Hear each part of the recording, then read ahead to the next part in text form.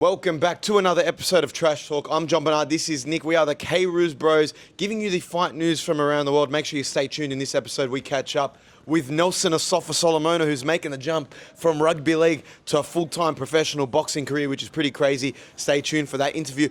But let's get straight into the news. It's been a packed week of news. We've had a lot of fight announcements coming straight from Dana White. We've had Tom Aspinall come out and finally address his eye situation. So let's get straight into it. Nick. And don't forget, it's fight week. It is fight week. 3-2-3 So fight we will be giving our predictions for Merab, who is headlining against Petr in the rematch. We also got Pantoja versus Joshua Van, who's a pretty formidable contender, young guy, and it's probably going to be one of his biggest tests, so we'll get into that. Let's start off. Bully Aspinall has finally come out. Tom Aspinall is showing he doesn't care about the UFC and the UFC fans who have been giving him shit for a long time. We have finally got Bully Aspinall addressing his eye situation. Well, so long after a whole eye situation, he was silent. Yeah. He didn't really give much, didn't really give an update. He's getting a lot of tests done in the UK. People were wondering how bad was his eye? Was he putting it on? Is he faking it? He showed background footage, behind-the-scenes footage of him at the doctors, having specialists really tell him his vision is still very, very bad. His eyes are very bad, both of them. He's getting double vision. He hasn't been cleared to train. So let's go over what he said. Bully Aspinall, who is basically Aspinall with a bit of attitude right now, saying Ciryl Gane is a cheater. He goes into fights looking to eye poke, back of the head shots. He even said John Jones, before he fought Ciryl Gane, called him a cheater as well. Then he says he's pissed off with Dana White, who said he kind of refused to fight. He kind of, chose not to fight. He says that's bullshit. And he goes, my thoughts that, I'm not happy with what Dana White's been saying. And he's also said he's got Brown syndrome, which is a pretty serious eye condition, which may involve surgery, which also may involve a longer time on the shelf. But his main concern is he's not training right now. He just wants to get his eyes back to 100%. And the best part about all this, I love seeing Tom with a bit of attitude. Yeah. He's going in on Ciryl Gane. He's a cheater. I should have poked him back in the eye. Maybe next fight I will poke him in the eye. He's saying, fans, if I see you, write that comment with basically being a bowling ball and getting double poked in your eye. How about I get someone to poke you in the eye and see if you can go to work. He's going at the fans. He's going at Dana White. And he's going at Ciryl Gane. He's basically said, next time I promote a fight, I don't care anymore. That's my attitude. I'm not going to care. I'm only going to be caring for myself, which is, I want to see this Tom Aspinall kind of go at Ciryl Gane in the rematch, in the build-up. It's a more entertaining Tom Aspinall. He's very much been the nice guy, the polite Englishman, the gentleman. Now, he doesn't care. The gloves are off. Tom Aspinall is going to tell you how he feels. He's basically saying, I'm a prize fighter right now. I will say whatever I want to say. And this Tom Aspinall is going to self-fight. And dare I say, he's going to knock out Ciryl Gane. He's coming in with a vengeance in the rematch. And you know what? It's all warranted. Dana White, very, very unnecessary comments after that fight. Tom doesn't deserve any of the hate that he's getting. For Ciryl Gane to not get any backlash for actually doing the offense, being the eye poker, and him getting off unscathed, whereas Tom Aspinall's getting all this hate online, it is bullshit. And he's right to say and come out like Bully Tom. So he's had the right to go at Dana White, has a right to go at the fans who were booing him after you're right. He didn't do anything wrong. And then again, having a go at Ciryl Gane, because he has been proven to be a cheater. And it did look like he had multiple warnings in that fight. Every exchange, you saw Tom Aspinall's dad, every exchange, he was going forward with his fingers like that. That's a cheat. So it was bound to happen that he was going to poke Tom in the eye. And Tom, he said, look, post-fight, even during the fight, didn't think much of it. But when you watch it back, he was going for my eyes. And, that's like, if you do look at it from Tom's perspective, what if he did pull out my eye? What if he did ruin my vision for life? There is bigger aspects to this than just a UFC fight. So if Tom Aspinall's angry at Ciryl Gane, it's all warranted. And other fighters have come to Tom's defense. You saw Henry Cejudo during fight week this week say, someone's got to be held accountable. Like, someone make a decision. Dana, the referees. It can't just be warning. Like, you could lose an eye, like you just said. It's not worth a warning. You should either deduct a point. Something's got to change because fighters are going to continue to do it. And Bilal Muhammad, even on his one, he said, Ian Gary poked me 3 times. Look, was it fair? And he knew he could get away with it. He's saying Ian Gary came in with that game plan. So there's multiple fighters now saying fighters are coming in with this game plan. And if the referees don't step up, if Dana White doesn't step up, what's the point of having rules if you're just not going to follow them? Some breaking news today was that Islam Makhachev was offered the January card to headline UFC 324 in January, possibly against Ian Gary, another welterweight contender, maybe Kamaru Usman. But Khabib said they declined that offer. Why does Khabib have to do that for? Like, Islam, we know now, he's not going to fight till after Ramadan, which is in March. And then again, Khamzat wants April.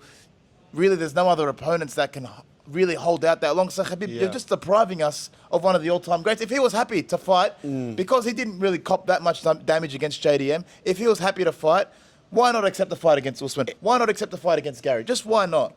They wanted to start this Paramount card off with a bang, and they've had to pivot from Ilia Topuria to giving Paddy Pimblett versus Justin Gaethje as a headline. Would you have wanted to see an Islam headline that card? It would have been a very quick turnaround for him. But like you said, he's not injured. He could have gone again, but maybe he just wants the time off. It took a lot of time for him to bulk up to get to welterweight. He went through a 5-round fight. He doesn't have to turn it around very quickly. And like you said, I think him and his management are campaigning for a fight against Kamaru Usman. So they're just trying to line that up and where it's best for both fighters. It's not like he celebrates Christmas. It's not like an extra Christmas break. No. So I'm assuming he could have trained through December, probably had a card in late January. That's still 8 weeks away. That's usually what a fight camp is. Yeah. And you know what? I think fight fans, if they had put Kamaru Usman against Islam that early, Islam turning around quickly, they would have just copped it. They would have said, yep, that's a perfect fight for us. Ian Gary just fought. Maybe Ian Gary can be later in the year. Kamaru Usman could very easily be the first title defense. But now, if they do Islam versus Kamaru Usman in like March or April or June, whatever it may be, people are going to be complaining because he's ranked 8th now. He's lost a lot of momentum. Ian Gary's rested. He's the true #1 contender. Michael Morales, true contender as well. Very well rested. So it's very hard to make an argument that Usman can go over these guys later in the year. Whereas if they did it in January, at least you can kind of accept that as an excuse that Kamaru Usman could have been the contender there. It makes sense, similar to how Dustin Poirier versus Islam last year. People didn't really want that fight, but because he was the only worthy contender at the time, they just copped it. Okay, now, there has been a bit of an argument online. Who should headline UFC 324? Justin Gaethje versus Paddy Pimblett or Kayla Harrison versus Nunes? Really, it's just Ariel Helwani versus everyone else in this argument. Ariel Helwani is pretty much coming and saying, it's so disrespectful. This is one of the biggest female fights of all time. But then you've got Sean O'Malley and some other MMA pundits said, let's be realistic. What fight is going to sell the most? What is the true headline of this card? I know you should treat the belt as, this is an interim fight, and you're talking about, one of the greatest female fighters of all time up against Kayla Harrison. But realistically, the way Sean O'Malley put it, if you had to give all the audience, the MMA community, and you said you could only pick one fight to watch, which fight do you want to see? And unequivocally, it is Justin Gaethje versus Paddy Pimblett. Look, this is theory versus reality. In theory, yes, the undisputed belt should always be above the interim belt. The fact that it's an interim title fight, I do understand Ariel's argument. But in reality, which fight is going to sell more? Which fight are people more interested in? Which fight is going to be a better fight? Which fighter has a bigger fan base? So with taking that all into account, the Justin Gaethje versus Paddy Pimblett fight was always going to headline. It's a 5-round fight. And look, Kayla Harrison, she hasn't taken it as disrespect. No one's heard from Amanda Nunes regarding it. But she obviously accepted the fight knowing it was going to be a co-main. If she really wanted to hold out for a main event spot, they could have done the fight later in the year. And the UFC, it's commerce, it's business. They want to put the biggest banger on. They wanted to start the year off on this Paramount card with a bang. And they think Paddy Pimblett is the way to do it. And I can't disagree with that decision. And look, this probably is the biggest women's fight of all time. Yeah. But in saying that, Paddy Pimblett versus Justin Gaethje is still a bigger fight. That's just the way it is. That's the reality of the world that we live in, and that's the reality of the UFC. People are interested in that fight more than the women's fight. It is what it is. Other news that broke this week, Sean Strickland officially confirms he was offered to fight again in Australia against Fluffy Hernandez, and he turned it down. He does not want to come to Australia, lose 50% of his income to tax, which is completely fair. He says he would rather have this fight in the United States. But basically, this is on the UFC's radar. They want to do this fight. This is pretty much the #1 contenders fight to Khamzat Chimaev. Look, apart from Imavov, who's already getting the next shot. He's already in line. So this is the contender after Imavov. Yeah. And this makes the most sense because if I'm Sean Strickland, why would I go to Australia for? The government doesn't like me. I get taxed more. And I've got to fly 14 hours from Las Vegas to get there and be maybe, you're not going to be in the right headspace. It's not an easy flight. It's not easy to be acclimated to the Sydney timeline, the time zone. So I agree with him. Do what you need to do. Fight in Las Vegas. Fight somewhere in America. He's a red-blooded American. True American. Yeah. He wants to have a fight in his home country, and I feel like a Vegas fight for him would sell well. Makes sense, makes the most sense for him. So people that are giving him backlash for this, they just don't understand. He's been suspended for some time now. It's pretty much wrapped up at the end of this month. He is keen to get back into the octagon. The US fans have been missing an American fighter. He's going to plug that gap in. Him versus Khamzat Chimaev, if that eventually happens, will sell. So I think you start building around him potentially being on the White House because, like I said, Americans want an American champ. They want an American superstar because right now there's really none in the UFC. I'm very, very nervous if Strickland does versus Khamzat. Strictly because you've What seen... will be said? What has been said. You've Yeah. seen what happened to Dylan Dennis from Islam and his team. If you thought DDP versus Khamzat had good build-up, this build-up will be next level and will definitely sell pay-per-views. Like, you saw what happened to Dylan Dennis from the Dagestanis. You don't think those Chechens have taken receipts of what Sean Strickland has said? It'll go off. Sure it'll be on site for them Definitely. as well. Sean Strickland's going to have to roll with a team if that eventually happens. I mean, I wouldn't want to be in that team just because it's all out war. That's going to be a war. Yeah. So hopefully, you know what, for ratings, hopefully Sean Strickland does beat Hernandez when that fight happens and sets up that super fight with Khamzat. Now, Michael Chandler has pretty much come out and said Conor McGregor versus Chandler is happening. It's going to be on the White House card. People were asking him, why didn't you call him out after your grappling match against Chad Mendes? And he said, why would I call him out a real American wrestling match? You know, I don't need to. He's training for it. We know what's going to happen. He's pretty much confirmed that Chandler versus McGregor is finally in the works for the White House. Well, why didn't you call him out? You've called him out at WWE. You've called him out at UFC. I don't think wrestling would have been that much more. I think people actually would have gotten a pop for it. Yeah. But he's confident the fight's going to happen. Doesn't really provide me much confidence because he's been confident in this fight for about 3 to 4 years. Yeah. So, Michael, I hope the fight does happen. I'm just skeptical. But full credit to Chandler. He's been campaigning for this fight for so long. He's finally going to get his big payday. And to be fair, he doesn't really deserve it. He doesn't have the resume. He's coming off a couple of losses. He's coming off a couple of losses. If it's a good matchup for McGregor, that McGregor thinks he can go in and win, that makes more sense. But I feel like, you know, he's just been hanging out for this fight. Who else would McGregor verse? I don't know, but He can't obviously verse anyone in the top 5. It'd have to be someone ranked in lightweight just to sell. Yeah, but like, who's that? Moicano?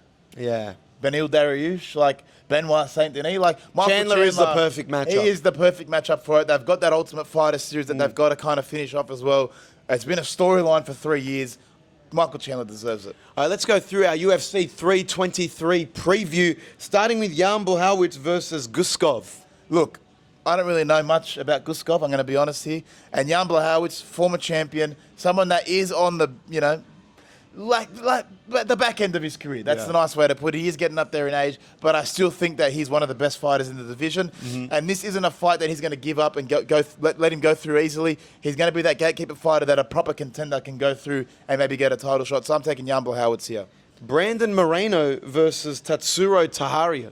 Again, I'm just going to go with the seasoned UFC fighter. Brandon Moreno probably deserves a title shot at this point, and I feel like if he does win this fight, they've put him on this card to be the next guy to face a Pantoja because they've faced each other before, had a great series between them already. So if Moreno does win this fight, he knows he's next in line. So if he's treating this as a number 1 contenders fight, Moreno's winning. Henry Cejudo versus Peyton Talbot. Now, this one's crazy because Peyton Talbot is a heavy favorite. You're looking at a greater 2-1 odds for Henry Cejudo, who is an accomplished fighter. I think he's pretty locked in. He has confirmed this is going to be his last MMA fight. And I don't think Peyton Talbot measures up to some of the opponents that Henry Cejudo has gone up against. So I'm taking Henry Cejudo to win in his last MMA fight. This is an interesting one because what I just saw, Henry Cejudo is listed as the shortest fighter in the UFC at 5'4", and Peyton Talbot is the second tallest bantamweight at 5'11". So there's a massive height difference here. But Peyton Talbot's only loss in the UFC thus far was when he got wrestled. He got wrestled out of the octagon, and who is he versing? An Olympic gold medalist in wrestling. So Henry Cejudo, if he can take him down and utilize and just smother him with his wrestling, he should get a victory here pretty easily. I'm surprised as well that he's not favorite. I'm taking Cejudo to win. Pantoja versus Joshua Van for the flyweight champion. Now, Joshua Van, I don't know if you know, he's very young fighter. He's been fighting MMA for about 7 years, right? Smaller guy.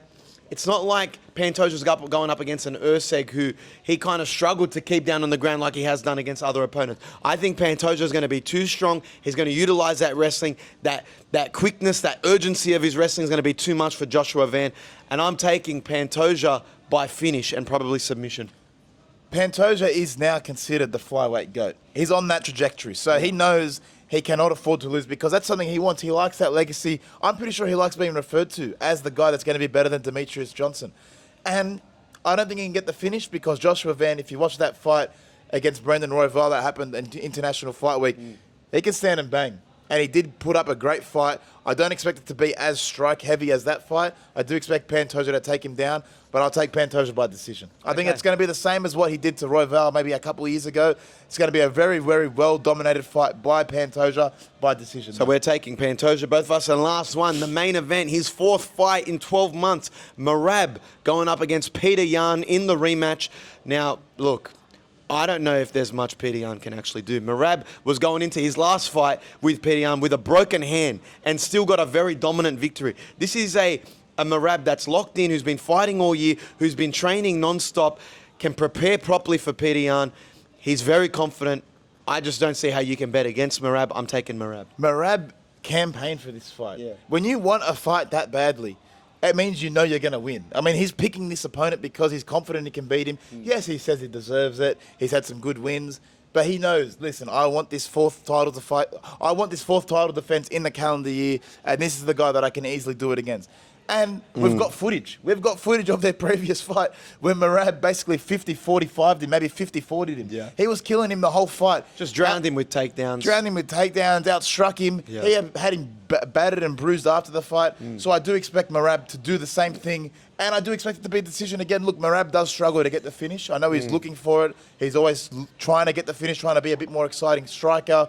But ultimately, Petr Yan is a very good striker, and I expect Merab to do the same thing. Shoot for takedowns, take him down, control the fight, put him against the cage, and just edge out a nice decision. To play devil's advocate, Merab has been weight drained 4 times this year. He looks like death during fight week this week. Petr Yan is refreshed. He's had a long time to have a camp for Merab. He's training, he's preparing for his takedowns. He's preparing those knees for when Merab comes in.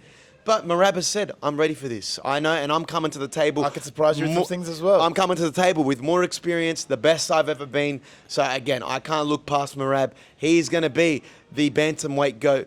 You know, after a few more fights, you can call that now that he's the bantamweight GOAT. But I think I'm taking Merab. You're stupid not to. Let's get into our best multis, Nick. I'm going to start us off. I'm taking Brandon Moreno head-to-head. I'm taking Henry Cejudo as an outsider, head-to-head. Alexandre Pantoja to get the finish against Joshua Van. So that is by decision or TKO. That is by submission or TKO. And I'm taking Merab to go to decision as well. I've changed that. I think he's going to get the win head-to-head, but I think it's Merab decision. I think Jan's going to be sharper, but Merab decision. Okay, I like that. I'm going with Merab by decision, Pantoja by decision, and Henry Cejudo by decision. 3 legs, very simple. I like them all. I feel like they're all going to wrestle their opponents, smother them, and really just take it to a decision. They do lack the finishing ability. I could be wrong, but I think I'm right, and I feel like this multi's going to hit. Well, there you have it. Now, let's go over to our interview with Nelson Asofa-Solomona, who has announced that he will be pursuing boxing full-time, signing a multi-year contract with no limit. Let's see what he had to say. I'm here with big Nelson Asofa-Solomona. You've just made the announcement, going full-time into boxing. How are you feeling about the decision? How are you feeling? Yeah, it feels surreal, eh? Like, sort of can't believe it, but here we are. You're getting a lot of attention, a lot of media here. I want to ask you, what would be tougher, preparing for this no-limit boxing debut or a pre-season under Craig Bellamy?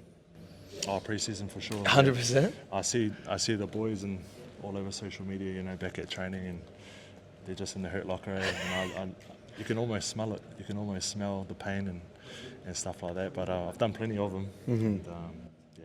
So you're glad you're not there right now? 100. Okay, now, you mentioned that you've been watching a lot of tape. You want to emulate some of your favourite boxers. Who are your favourite boxers that you could kind of copy their style?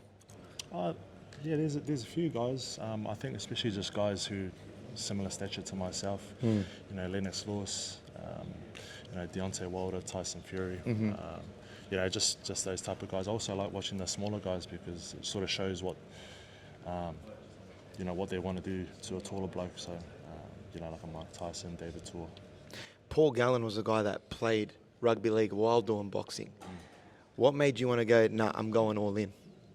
I just feel like I've been led down this path, and I feel like just the timing's right. You know, last couple of years have been pretty turbulent for myself, and I feel like I've just been pushed in this direction. And I think ultimately I was just looking for something to love again. So, yeah, so.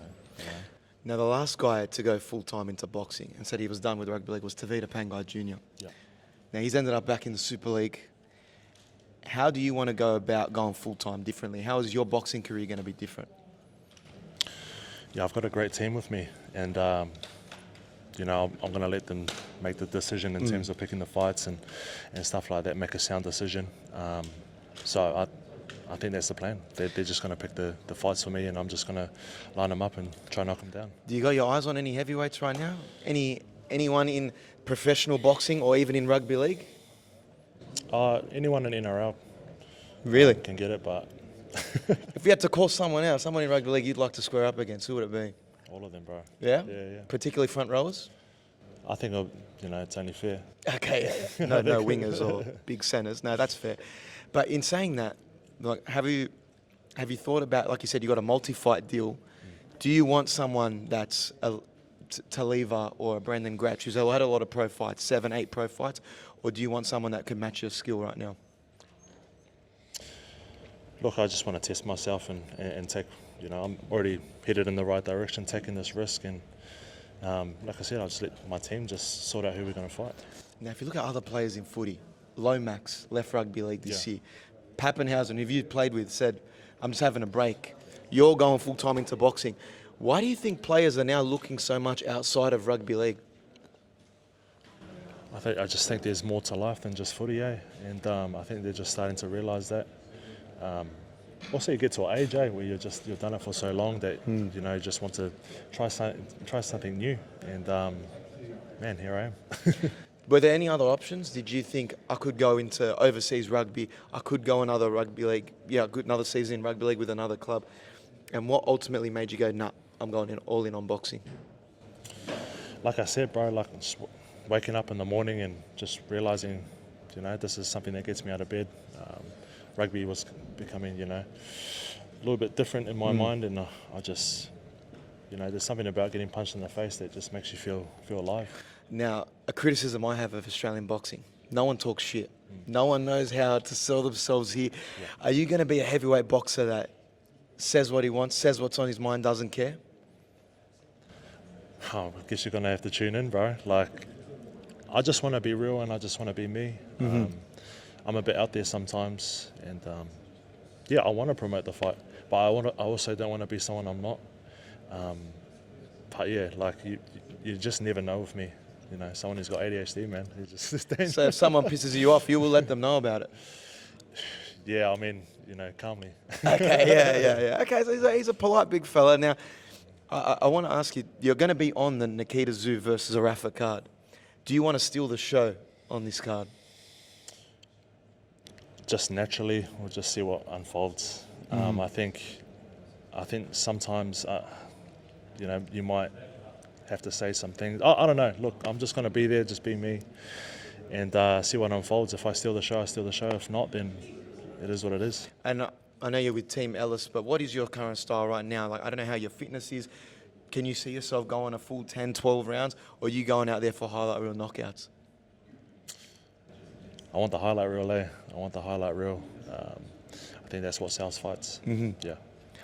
And last one, message to the fans, obviously Melbourne Storm fans, rugby league fans, people that will be tuning in January 16th.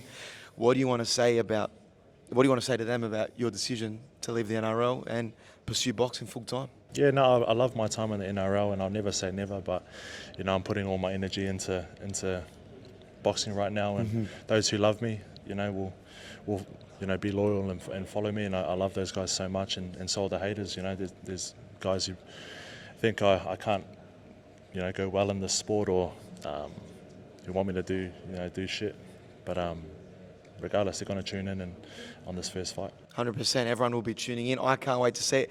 You'll see Big Nels back at 5 week. We'll run some skits. I might get him to punch me or something like that. But there we go. Nelson Asofa-Solomona, full-time boxing. Congratulations, brother. Cannot wait to see it.